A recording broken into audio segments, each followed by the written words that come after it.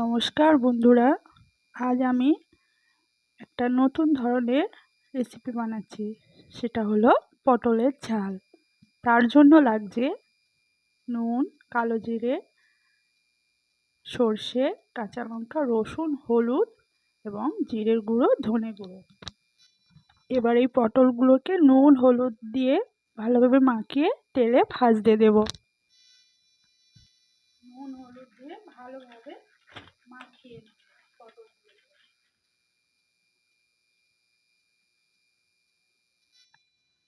পটলগুলো ভালোভাবে নুন হলুদ মাখিয়ে নিয়েছি। এবার তেল গরম করে কড়াইতে ভাজতে দেব। কড়াইটা গরম হয়ে যাওয়ার পর কড়াইতে দিয়ে দেবো সামান্য পরিমাণ সরষের তেল পটলগুলো ভাজবার জন্য। তেল গরম হয়ে যাওয়ার পর পটলগুলো এক এক করে দিয়ে দেবো ভাজবার জন্য। পটলগুলো তেলে ভাজতে দিয়েছি, সম্পূর্ণ ভাজবো না, হালকা হালকা করে ভেজে নেব। এবার পটলের ঝালের মশলাটা রেডি করবার জন্য দেব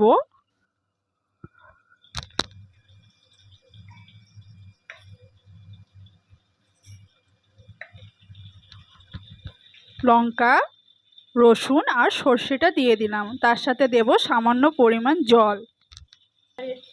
এবার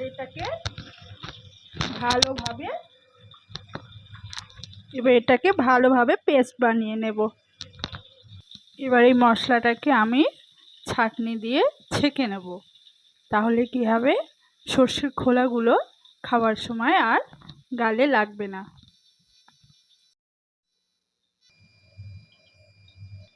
পটলগুলো ভাজা হয়ে যাওয়ার পর এবার সব তুলে নেব। পটলগুলো ভাজা হয়ে যাওয়ার পর একটা পাত্রে তুলে নিয়েছি। এরপর কড়াইতে তেলের মধ্যে দিয়ে দেবো কালো জিরে। এরপর দিয়ে দেবো মশলা করেছিলাম, সেটা ছেঁকে রেখেছিলাম, সেই মশলাটা দিয়ে দেবো।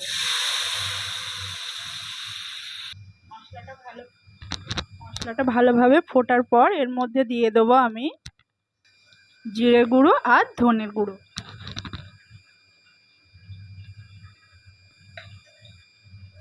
আর দেবো আমি পরিমাণ মতো নুন আর হলুদ।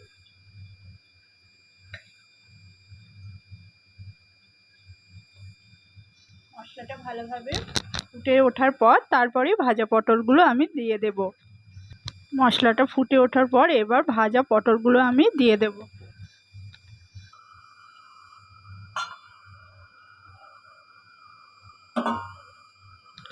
দিয়ে এবার এটাকে ভালোভাবে নেড়ে দিয়ে একটা ঢাকনা দিয়ে ঢেকে দেবো।